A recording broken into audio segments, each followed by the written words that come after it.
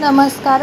मी तुम्हाला आज homemade pizza कसा बनवायचा दाखवते. माझ्या मुलीला पिझ्झा खायचा होता म्हणून मी येतानाच पिझ्झा बेस घेऊन आले.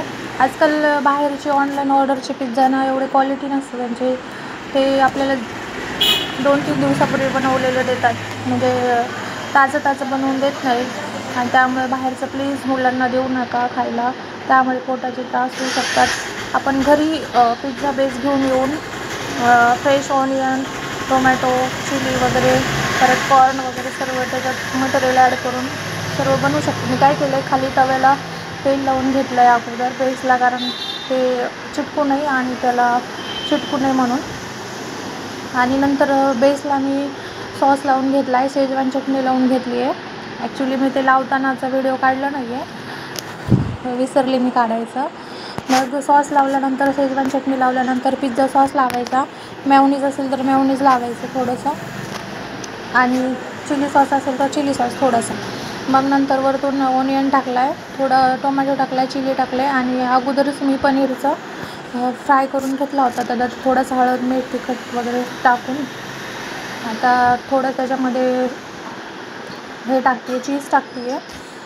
आणि चीज टाकल्यानंतर परत आपल्याला 10 ते 15 मिनटं झाकून ठेवायचं आहे, जेणेकरून त्याला चांगला कडकपणा येतो खालून, बेस पण चांगला होतो खालून. आणि वरतून सर्व आपण टाकलेले मसाले वगैरे, चिली फ्लेक्स टाकलं आहे मी, थोडंसं ऑर्गॅनो टाकलं आहे.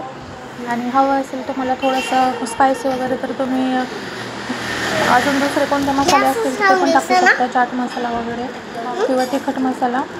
एवढंच मी माझी मुलगी तिखट खात नाही म्हणून मी एवढंच टाकलं आहे. आणि कॉर्न नव्हते माझ्याकडे अवेलेबल म्हणून कॉर्न नाही टाकलेले.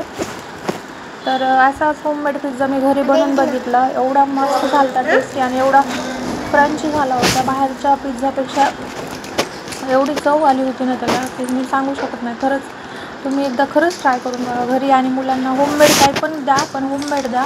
बाहेरचं बिलकुल पॅकेजिंग फूड देऊ नका. आणि जेवढं आपण घरी बनवून तेवढं चांगलं राहतं, मुलांसाठी हेल्दी राहतं. आता माझ्या मुलीने एवढा आवडीने खाल्ला तो पिझ्झा, आणि आम्ही पण खाल्ला दोघांनी थोडं.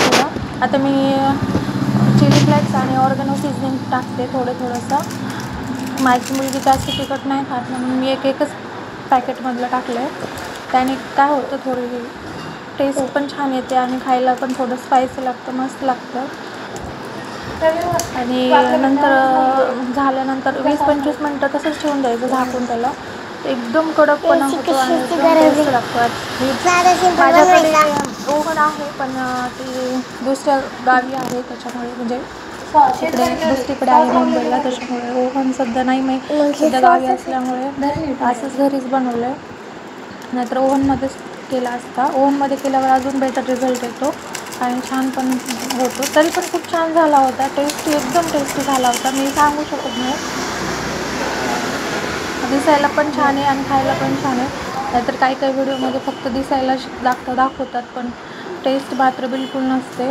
तसं काहीच नाही. माझ्या मुलींनी तर एवढं आवडीने खाल्ला आणि आम्हाला पुरला पण नाही. एवढं मस्त झाला होता. माझी मुलगी वाट बघत बसती आहे, कधी देते मम्मी, कधी देते, कधी झाला. एकदाचा पिझ्झा झाला रेडी, आणि आता तिला मी कट करून देते. ॲक्च्युली छोटे पीस नाही केले, कारण आम्ही तिघंच होतो म्हणून आम्ही मोठे पीस बनवले होते. पिल्लूसाठी 2 आणि आमच्या दोघांसाठी 1. अजून एक बेस आहे बनवायचा आहे, तो पण नंतर उद्या बनवणार आहे. कसा झाला पिझ्झा, एवढा क्रंच झाला होता, खरंच खूप मस्त झाला होता. खालून पण बेस एवढा मस्त झाला होता. बघा, होममेड पिझ्झा रेडी आहे.